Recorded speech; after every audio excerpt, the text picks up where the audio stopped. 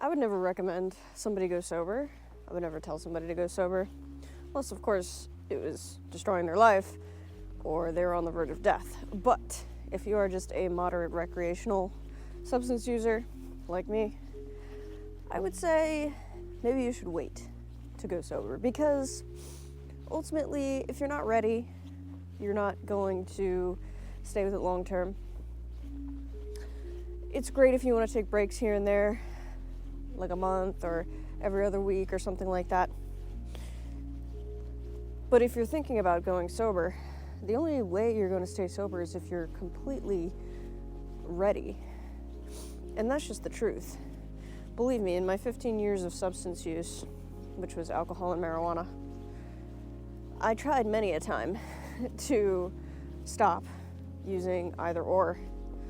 And it was always a battle, and it never lasted.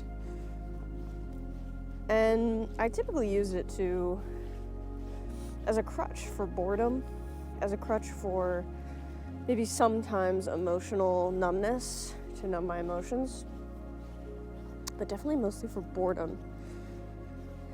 Maybe even inspiration to see a different perspective. But I didn't actually quit until I was so entirely sick of myself and who I was with those substances, with those bad habits, that I was like, it's time. So this is kind of a video kind of explaining to you how I discovered sobriety is kind of like a drug in and of itself. And, you know, this is a very anecdotal experience. This is my journey to finding out how beautiful sobriety actually is. And like I said, this is all coming from my experience. Not everybody's going to experience sobriety in the same way. Some people find sobriety to be torture, depressing. And again, that's all about who you are as a person. If you are actually ready to quit the substance, if that substance is causing withdrawals. But ultimately, at the end of the day, I do believe that if you get to a point in your sobriety where you've been completely withdrawn successfully, you've gone through the withdrawals, you've gone through the first stage, which is typically a few months, and you reach the point where you feel normal again, I feel like that is when you can truly start to enjoy your sobriety, and today I kind of want to talk about that. Welcome to Treu Sovereignty, where we're mastering our minds so we can reclaim our peace. On this channel, we intertwine self-improvement with critical thinking because they are definitely related. I believe if you can understand yourself, you can understand everything else, and it all connects. So that's kind of what this channel is about: cultivating inner peace, independence, self-reliance, and being able to critically think about the world around you, which is incredibly important. So join me on my walk and talks in beautiful nature. If you'd like to join me, you're not just joining me, you're joining a community of like-minded thinkers. The people down in my comments are very intelligent, respectful typically. And I would love to just build a community of these types of people who can relate to each other, who feel alone typically in their daily waking life, and would like to find a community that they can relate to. And that is what I would love Treu Sovereignty to be. So welcome. Feel free to like, share, comment, and subscribe, and join my socials. Let's get into the video. So one of the main reasons I decided to go fully sober from both marijuana and alcohol simultaneously was because I felt like I grew out of the substances. The bad effects that they were having on me were starting to outweigh the good effects that they used to have. If you've been following me for a while on my channel, you know that I've been going through like this spiritual awakening, kind of almost like a dark spiritual awakening as well, where I was facing a lot of depression and existential crises. And ultimately, a few events woke me the fuck up and made me decide that it was time to let it go. One of them being this channel, and wanting to be successful on this channel. Wanting to be able to be at my best at all times, as opposed to, oh, let me finish this real quick so I can go get high or I can go have a drink. I wanted to improve relationships. I wanted to improve who I was, how I felt, my fitness journey, my brain health, my moods. I wanted to be able to keep off body fat a lot easier. Many, many things got me to want to remove marijuana and alcohol from my life. I don't know if it's because of age that I started to feel like these nasty effects from these. Like from alcohol, I started to feel my hangovers. First of all, I got a hangover every fucking time I drank. I could drink 2 beers and I would feel brain fog and fatigue for 3 days. And I was pissed off at that. I was pissed off because, like, you know, I used to be able to drink liquor, like mix liquors, and maybe have one bad hangover for the day and be good for the rest of the week. You know, but that was in my 20s. I'm 32 now. Can't even have 2 beers without feeling extreme brain fog for 3 days following. It was really weird. I was a weekend drinker, so I was fairly moderate, but also drank every weekend. So to some people that's heavy drinking, to some people that's moderate drinking. To me, now that I've been sober for about 2 months, that's heavy drinking to me. At least for me, it was heavy drinking. I couldn't believe that I was doing that, pretty much. And then for marijuana, I would smoke every day, pretty much all day. And obviously, it was just a little vape. I wouldn't be like ripping bongs or doing anything crazy, but I would take a hit off my vape. Now, the vape was Delta 8. It was not anything crazy, but it was enough where it would like make me fatigued, distracted. I already have ADHD, so I don't need that shit in my life. I didn't need to be any more distracted than I already am without substances. So wanting to perform better at work, wanting to make this channel successful, wanting to be productive 90% of the day, I had to let that go because it just wasn't working with marijuana. So I wanted to make this video definitely different than how most people make sobriety videos and how most people try to convince people to be sober, because I never related to sobriety content. Never. Ever. It always seemed so inauthentic to me. It always seemed like they were forcing it to do it for whatever, to sell you coaching or to sell you a program or something.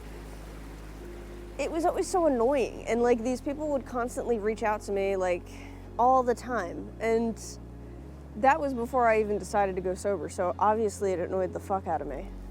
So I didn't want it to be like that. I didn't want to create a video called like Sobriety Rocks, because I think we know that, you know, obviously if you're not drinking alcohol, which is technically a poison, and you're not smoking something into your lungs, which is not good for your lungs, obviously it's a healthier, more aware, awakened lifestyle. I think we all know that. I think that's pretty obvious.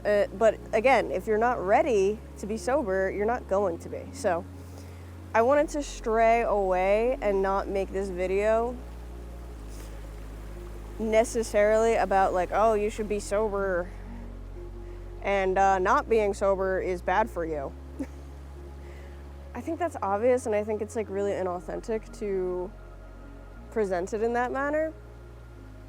So I kind of wanted to tell you from somebody who loves drinking and loves alcohol and loves being high from marijuana that, you know, and I've been doing it for like 15 years, that when you're ready to be sober, it's nice. It is nice. And for me, since going sober, it's been 2 months now, I haven't craved it. Actually, what I'm about to tell you is that being sober is like you're high. And we'll get into that. Just give me a second. I also wanted to make this video because it's a very crucial time for me. Tomorrow, I am starting microdosing with psilocybin. And I'm not saying that you should. This is just for education, entertainment purposes only. But I figured this would be a good time to start because I've been 2 months completely sober, no substances whatsoever. And I kind of wanted to get my very sober thoughts out now. I will make a video on my psilocybin journey on microdosing. The reason I want to microdose is not so I can be high. It is not the same reason why somebody would want to get drunk or get high or even do like a full dose of mushrooms. It's not the same reason. In fact, I'm pretty sure there are tons of entrepreneurs that are using microdosing as a form of, well, we'll call it like Adderall, almost. I'm using psilocybin in a microdosing dose, in a microdose, because I want to enhance my productivity. Yes, you heard that right. It's like using Adderall, but healthier and not as, I'm pretty sure it's not quite as stimulating, and it's more of a mood booster than anything else. And I feel like I've gotten to this plateau of productivity where I'm being so productive. Like right now, I have a full-time job and I'm searching for a new job because I need to get paid more, number one. Number two, we just lost a huge client and I'm pretty sure we're all gonna lose our jobs. So I am looking for a new job. And three, I have this YouTube channel and a TikTok, which takes up so much time. And you guys, I'm just so burnt out. I'm exhausted. I find myself irritated a lot of the time. It doesn't make me want to drink. It doesn't make me want to smoke. It's nothing like that. Again, this is not about getting high or unwinding or relaxing. It's actually that I want to boost my productivity. I want to enhance my life and enhance my endeavors as opposed to just sit around and get high. So it's completely the opposite reason. So I'm gonna try it. It's a 1 month protocol. I get a mentor and everything. And if I like it, I'm gonna stick with it. If I could do without it, then I'll do without it. I'm not interested in trying anything else. I'm not gonna go to Adderall. I'm not gonna go to cocaine. I'm not gonna go to meth, whatever you go to be like productive. I'm not gonna do anything like that. If this doesn't work, I'm just gonna be sober. So that's kind of where I'm at, and that's why I wanted to that's why I wanted to make this video today. So I'm making it today, January, I don't know what it is, the 3rd? January 3rd? It's a Saturday. Yes, it's the 3rd. And then tomorrow, January 4th, I will be doing my first ever microdose with my mentor over the phone. And I'm a little nervous, I'm excited, I'm curious as hell. So I've never done like a real microdose of psilocybin. I've done those road trip gummies from, you can get them at your local smoke shop or even a gas station. I've done the road trip gummies, but those are not psilocybin, those are something else. I loved that. That was fun. I don't think I would really do it again because it made me burp a lot. So that was weird. So I hope psilocybin doesn't do that. But yeah, I'm definitely gonna make a video about my psilocybin journey with you guys for sure. So you might not believe me, but my 2 months of sobriety has been this feeling of being high. Not like high, like can't function, but like a functional high. And I can't really describe it.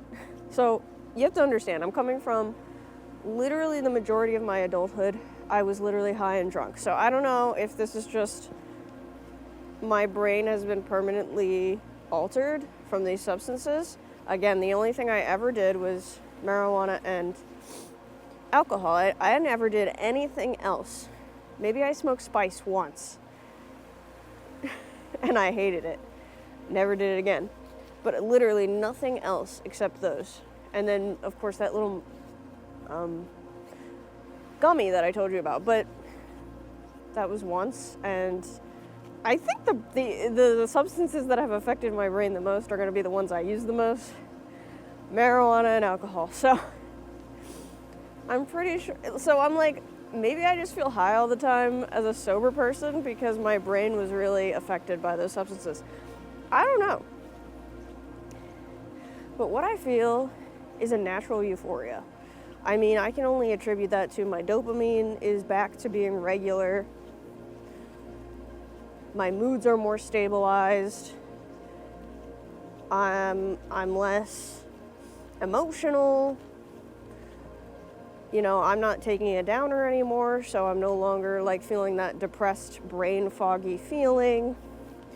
But I feel like this overwhelming sense of nostalgia almost. Now, I do a lot of walking in the woods, and that's where I feel it the most. I feel this nostalgic high, especially when I'm close to nature. You know, not necessarily when I'm driving a car, but it also kind of happens when I listen to music or when I'm just in my house chilling. I'm a huge fan, if you can't already tell by the music on all my videos, I'm a huge fan of like that liminal space, nostalgic feel and vibe. I love that. And that's kind of what the brand is for my channel.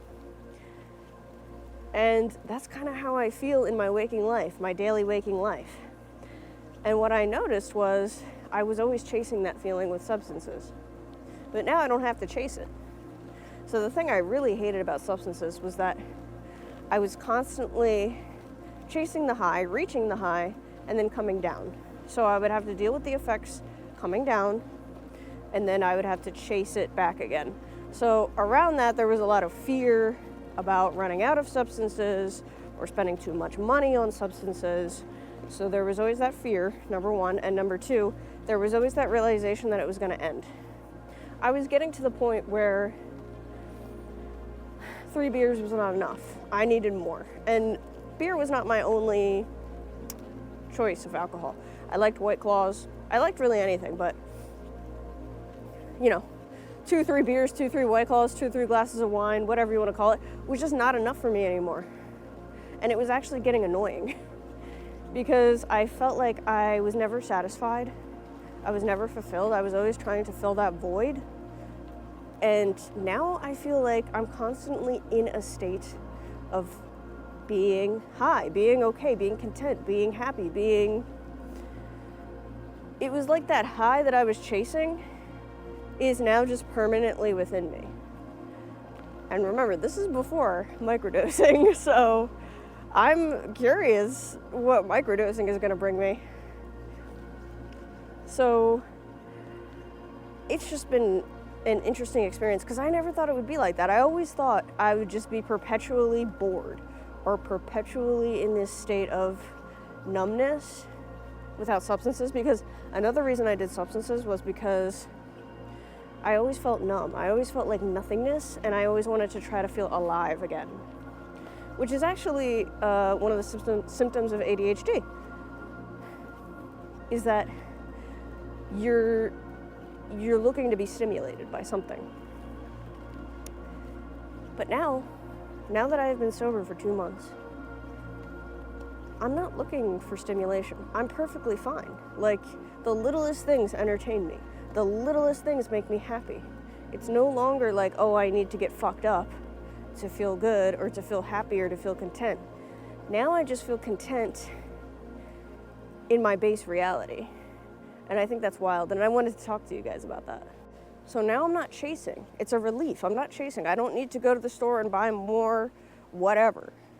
I'm just living in the moment. I live in the moment. I don't have the Sunday scaries, which is like, oh, I always used to say, like, well, I better get real drunk today on Sunday because it's my last fun day. Now I'm just like, I'll just do what I always do. And what I always do now is I have replaced sitting around getting high or sitting around having a drink and going to the bars, going out. I've replaced that with productive stuff, like my YouTube channel, my TikTok, writing scripts, editing. If I'm not working on my channel, you can find me exercising or taking a long walk in the woods or watching some YouTube, some educational YouTube typically, or listening to scary stories or listening to an audiobook, meditating, playing video games, reading, cooking, playing with my cat, cuddling with my cat. I've just replaced all that with more productive things. And I'm gonna tell you right now, like, I felt fairly fulfilled even when I was smoking and drinking. So I think I was able to fully quit because I already felt pretty fulfilled. I was just having this like substance issue. And now that I've quit, now I've been able to almost like put the puzzle pieces fully together and feel fully fulfilled. So my recommendation is get your mind together, get your shit together, and be ready, be angry at yourself, be sick of yourself on substances. That's how you can be sober and stay sober, I'm telling you. And you can feel high when you're sober. You can feel fulfilled when you're sober. It's not an empty void of boredom and nothingness and numbness. It's actually quite pleasant and relaxing. No more anxiety from smoking too much weed or being hungover. No more anxiety. It's just calmness, a stable mood. It's like the same mood all the time, except when I'm on that time of the month. That's when my mood changes sometimes, but other than that, especially if you're a guy, stable moods, man. Stable moods, and that is wonderful. And I'm able to